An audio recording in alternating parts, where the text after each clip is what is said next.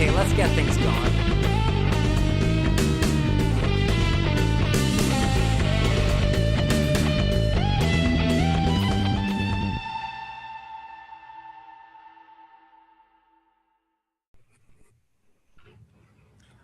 Good afternoon and welcome to the Unnamed Sports Show. I am your host, Joshua Griffith, and joined with me now is Vancouver Whitecaps goalkeeper, Evan Bush. Evan, thank you for joining me today. Yeah, thanks for having me. How are you? I'm doing great. Just want to ask all my guests here, are you and your family doing good, staying healthy during all these strange times? Yeah, I think so. I'm in a bit of a unique situation. My family is in Montreal still, so I don't get the benefits of even the 2 or 3 day trips back to see them in Vancouver. But yeah, everything seems to be okay health-wise, and hopefully it stays that way as we get into the colder months here. Good to hear. It's fresh in Caps fans' minds. So let's talk about the big 2-1 win over LAFC Wednesday night. Just the one goal against on the 2 penalty attempts. What were you seeing in front of you? Because the back line seemed like they weren't really letting anything through. Yeah, I think the last couple of games it's been very sharp in the way that we've had our structure set up in the way that we're pressing in certain moments, counter pressing when we lose the ball, and that's important. It makes the back four's job a lot easier when our front 4 to 6 guys are able to win the ball back quickly, and we were able to do that a lot, especially in the first half yesterday. I think in the second half we got not complacent, but a little bit maybe conservative in the way that we were trying to hold the lead when we got the second goal. And that's just part of a team growing. It's still a young team, so we're learning these things on the fly and how to control the games when you're winning games, get back in games when you're losing games. It's good to learn those lessons when you still get the full 3 points. When you spoke of the team there, and it's 2 wins in a row now, and obviously you're kind of new to the locker room, but what kind of a feeling are you getting from the team? It's a great energy here. I've said that now for the last couple of weeks, that when I arrived here, I didn't know what to expect. I was coming from a different bubble in New Jersey with Montreal, where it was a similar situation in terms of where Montreal is in the standings, where Vancouver is in the standings, and so I didn't know necessarily what to expect when I came here. But when I got here, the mood was still light. It was coming off of, I think, 2 or 3 losses in a row. One of them was a pretty heavy defeat. My expectation was that I was going to be coming into kind of a downtrodden environment, if that makes sense, where, guys were, maybe there was some finger pointing starting and guys looking towards the end of the year, because the situation for the Canadian teams is not a great one, being in these bubble environments.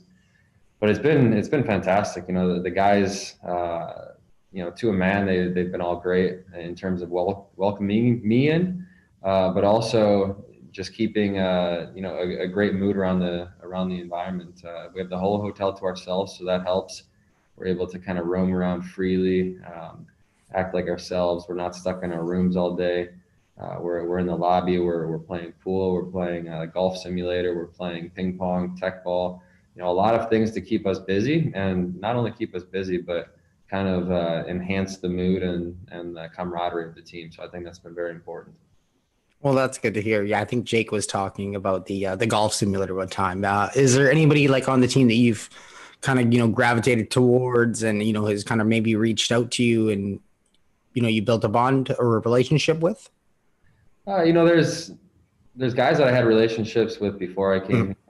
Obviously, Maxime, I've had a great relationship with for a number of years. So he's kind of my go-to if I have a question, or if we have a meal to grab at night or something like that. And I'm typically jumping in with him, and that group of guys is usually him, Ali Adnan, Russell. Like I said, all great guys. And then I also had some relationships prior with Brian, Jake, Andy Rose, through some player association stuff and some random encounters in the past couple of years. So I already knew them a little bit. And then kind of one that maybe I wasn't expecting was the guy I'm actually sitting next to on lunch every day is Ronko, who is a young 20-year-old Serbian kid who probably has very little in common with me, but a great kid. He's a great guy to talk to, and I enjoy kind of passing along my experiences and conversation with him. And I think that it's really helped our relationship on the field because I think he's done very well the last 2 days, or last 2 games.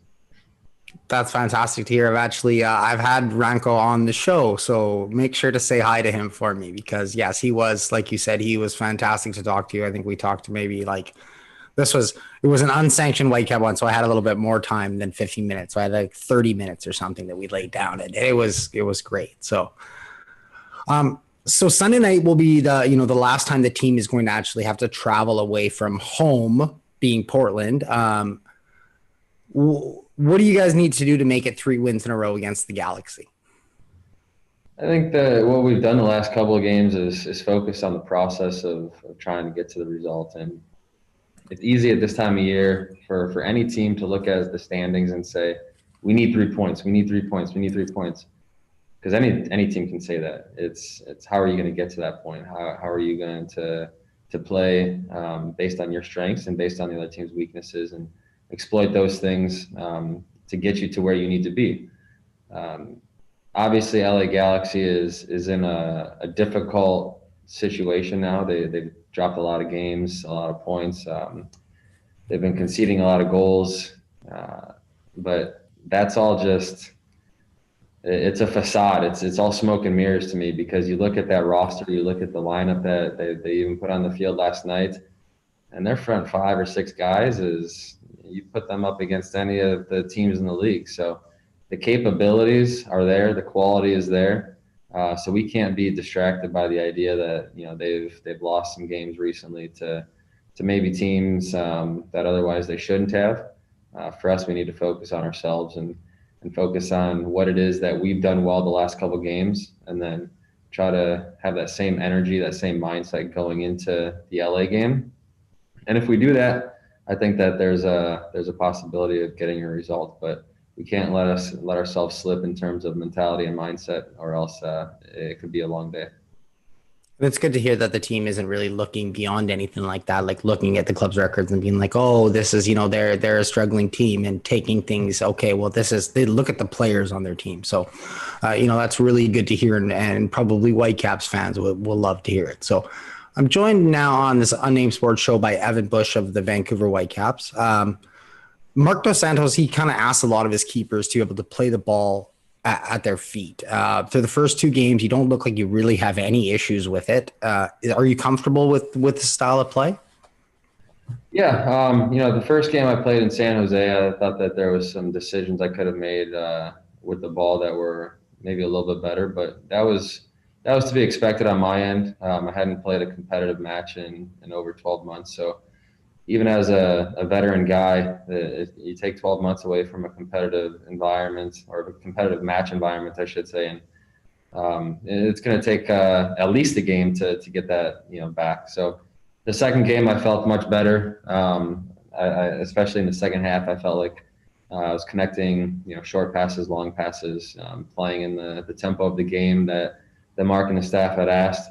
And then last night, I thought both of the goals that we scored were great team goals, coming from all the way in the back, especially the first one, playing out of some pretty tight pressure all the way from our goal box, playing short, one ball to beat their pressure, and then scoring a great goal after that. So, previously, before this year, I think that I probably would have been a little bit more hesitant to play short passes, especially in tight windows. But in Montreal, they've been asking their goalkeepers to play only short balls this year. So it'd become kind of normal for me to see that way this year, for better or worse. Because I think there are times where you need to bypass the pressure and not always play short. So now I'm trying to mix that up, into my game now and play in the tempo of what we're trying to do here. And, it becomes a little bit easier when you have a guy like Kava up top that you can just find and play it off his chest and know that he's going to win 75 to 80% of the balls and get your team up the field if there is a need to bypass that pressure. I'm glad you mentioned that because, yeah, your distribution on the second goal right up to Cava was just perfect. Like you said, just decision-making, whether, you can play the short ball, but, you see the opportunity to play a long ball when you have somebody of that quality up top, like Lucas Cavallini, then it just, makes it easier on someone like yourself. Right. Just wanted to, I mentioned Mark de Santis. How does it feel to be reunited with him? It's been great. He was my first coach in Montreal. It was a short stint. I think it was probably 6 to 7 months that year. But in that time period, we developed a really good relationship, kept in touch over the years. I know that in the short time that we were together in Montreal that we developed a mutual respect for each other. And he always appreciated my professionalism, my work ethic in that time period. So, I tell the young guys all the time that that's such a big part of a career is establishing those types of relationships and establishing them for the right reasons, not because he's a friend or whatever. It's quite the opposite. It's because the coaches can trust you and they can rely on you to be what they think you are down the road. And that's basically what's happened with Mark and myself. I think when the goalkeeper situation became a bit of an injury issue here, he knew that him and Youssef knew that they could call on me and that my mind would be in the right place. I'd be physically ready to go and all those things. So to reunite with him here, to kind of establish that relationship again, chat, in the downtimes about what's going on, back in Quebec, because he's obviously from there. He's got a lot of friends back there, a lot of common, friends and acquaintances. It's good to have that type of relationship, especially in a moment like this where we're in a bubble. It's not ideal by any means. So any additional feeling of comfort certainly helps a lot. Well, that's good to hear that you guys have, it's kind of been a level of comfort for you. So, Evan, you're the newest Whitecap. Kind of want to help Whitecap fans get to know you a little bit better, if you don't mind. Sure. Okay, so you have a long career with the Montreal Impact, now with Vancouver. What is your most memorable moment? And you can even go back to your Mid-American Conference days if it was back then. I had some great moments in college, but I think that the one that takes the cake has nothing even really to do with me. Okay. And you might even remember this one, but in 2015, we were playing Pachuca in the second leg of the Champions League. I guess it was a quarterfinal. And we scored the game winner, like the 93rd minute. And I was still, a young starter. I probably had only played about 30 games as a starter in MLS at that point. So for me, it was all new. It was exciting. There was like 40,000 people at the Olympic Stadium in Montreal, and I've never heard a place so loud in my entire life when we scored that goal. And I just remember running up to the celebration and just feeling that exuberance and always wanting to recapture that feeling on a soccer field. And I've come close, especially during that run. We made it to the Champions League final, and we had 62,000 people at the Olympic Stadium for that game, and we played in front of a sold-out stadium at Estadio Azteca in Mexico City in the first leg of that final. So that whole run was unbelievable, and it showed me the beauty of not just being a professional athlete, but being a professional soccer player, because you can't capture those moments in most sports, and in this sport, and always having the chance to win a game, and no matter what your roster makeup is or anything like that, there's always a chance. And it was a great moment and something that I'll take forever, and definitely the most memorable moments, I guess, of my playing career. That's cool to hear. So kind of brings me to my next one, and this might even be answered with your answer you just gave to that question. But what has been your favorite stadium to play at?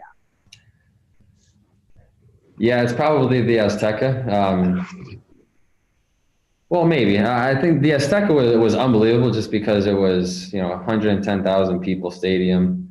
It was a sold out game, but it was definitely wasn't 110,000. It was probably 80,000, which 80,000 is a lot of people, but in a stadium that holds 110, you can definitely still see the empty seats.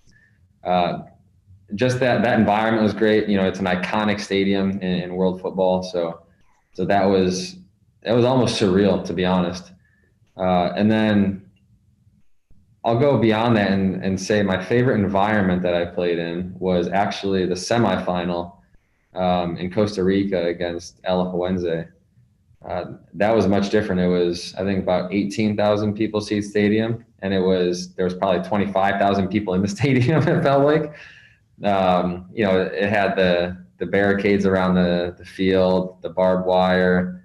I had so many things thrown at me in the goal, batteries, I had a toothbrush, someone threw a shoe at me. And to this day, I don't understand it because I'm not sure why someone would throw one shoe and then would we just walk home with one shoe on then? I didn't get it, but yeah, throw both. If you're gonna throw one, just throw both the shoes, right? That's it. Yes. You're walking home in your socks anyway, so you might as well get two shots at it. Exactly. So I got a couple. That environment was more intimidating than the Azteca, just based on the hostility and the proximity of the fans. It was something else. Talking to a lot of soccer players and getting some of their stories about just some of the the trips that they go on, and they say their buses is being literally shooken by supporters of the other team, and the obscenities and the things that they're getting thrown at them, and the disruptions to their hotels and things like that. Like, it's just like, whoa, they take it. It's so almost like we take our hockey in Canada. Yeah, kind of, but I don't even think that there's a comparison there. No, I don't think there's a comparison in sport. Okay, so I got a couple more for you here. So thank you very much, Evan, for indulging me. Your role model or your favorite player growing up? My favorite player is Gigi Buffon. Yes. Yeah, I have. I've always liked the Italian national team. I got some Italian blood in me, so that was kind of the national team that I always followed, and it's been impossible to follow them for the last 20 years without following Gigi. So the more that I've watched him and studied him, and known some of the guys that played with him in Montreal, we had a number of Italian guys over the years, Alessandro Nesta being probably the most famous one. Just hearing stories about how Gigi would train and how he is as a person and things like that was great to hear, because you have a lot of, I was going to use a word maybe I shouldn't use. You have a lot of bad people in professional sports with, they're not, they're very selfish, they're arrogant. And, the feeling I get from any story I hear about Gigi is that he's quite the opposite, always open to a conversation, endearing to others. And you get that, you get that passion that he exudes for the game and for his teammates when he's on the field. And I've tried to model at least my personality in that way after him.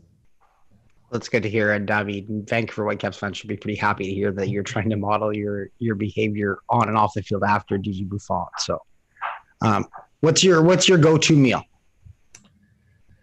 Ooh, good question. It's changed a bit, to be honest. I changed my diet a couple of years ago to kind of clean it up, and I never ate poorly necessarily, but my wife is really into dietetics and nutrition and stuff like that. So we've cut out a lot of gluten and dairy in our diets. So typically, I eat what is available to me at the training facility or the hotel, but I try to stay away from normal pastas, cheeses and stuff like that. And then at night, to answer your question for dinners, my wife actually hates this about me now, but I eat salads probably 5 nights a week for dinner, just because I don't like feeling heavy and bloated, later in the evening or waking up feeling heavy. So I usually eat a bigger lunch because that's right after training, and then typically eat something pretty light like a salad at night. And I've really enjoyed cooking. That's like one of my passions and hobbies, which being in a hotel for 3 months kind of sucks to do that. But that's something that I really enjoy when I'm back home, and it's almost like therapeutic and relaxing for me.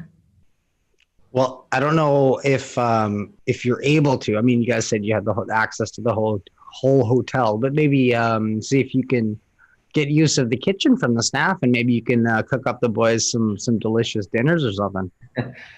That'd be nice. I'm not sure how COVID regulations in Oregon would appreciate that, but yeah, that's true. Okay, so last one here. Are you lots of time in the bubbles, like you said? Are you binge watching any shows or anything right now? Not really. I always tell myself I want to, and then it gets to like 10 o'clock at night, and I don't really want to start a series that maybe I'll like, maybe I won't. I've been watching Seinfeld a lot. I'm a big Seinfeld fan. And then other than that, I'm finishing up some schoolwork that I'll be done with in November. So that's kind of been taking up some of my free time, and with the games coming so quickly right now, it's been a lot of the downtime I've spent either trying to physically get ready for the game, or mentally try to get ready for the game as well, whether that's meditation, visualization, watching film of our games, watching film of our upcoming opponent. For me, I like more information than less information, so I try to get as much of that consumed as possible, and it leaves not as much time at the end of the day as I feel like probably should have. Well, sleep's important, and like Whitecaps fans will be very happy to know that you're spending your time on film and training and studying and stuff. So, Evan, thank you so much again for joining me. I know it's your day off, so rest up and best of luck on Sunday. Thank you. My pleasure. Have a good one. Cheers. Cheers.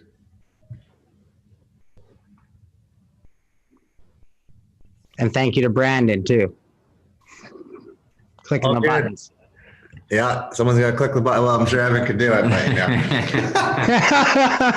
Thank you, Tom. Clicker, I didn't know when it was appropriate. Yeah. Thanks, Josh. Cheers. Thanks, Evan. Thanks, Josh. Thanks, Tom. Thanks, Evan. And thanks to Brandon. We'll talk to you soon.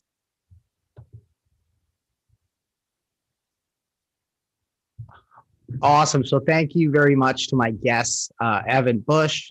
Kind of jumped on me early there. I thought we were going to go at 3 o'clock, but he was ready to go early and said I was only going to get 15 minutes. Well, I do get like 23 minutes out of it. So I will take that. If you missed it, the Vancouver Whitecaps won 2-1 last night against the LAFC. Lucas Cavallini had 2 goals. It was their second straight win. Things are kind of moving forward for the Vancouver Whitecaps. They're in 8th place now in the Western Conference. They got 5 games in hand. 4 of them are in Portland. One of them is an away game against Portland, and then they have the game on Sunday against LA Galaxy, like we talked about with Evan Bush. So I was glad that I was able to get Evan to join me today, because wanted to get everybody kind of up to date and to know the newest Whitecap. And I think we got a lot of little tidbits that will help people go a long way. I forgot to ask him what other sports he likes, because I know that like Jake and Brian Meredith are big NFL fans, and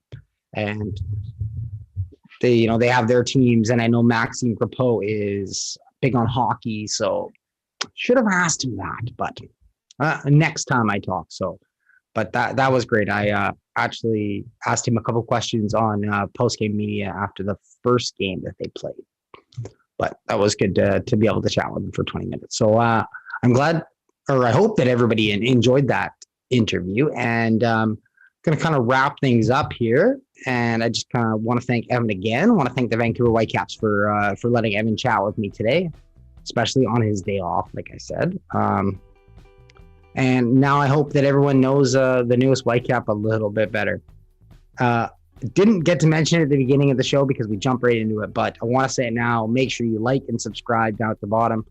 hit that big blue join button, and it's going to give you lots of extra perks. You're going to get to join in on the green rooms with us. You're going to get to interact with us on our shows.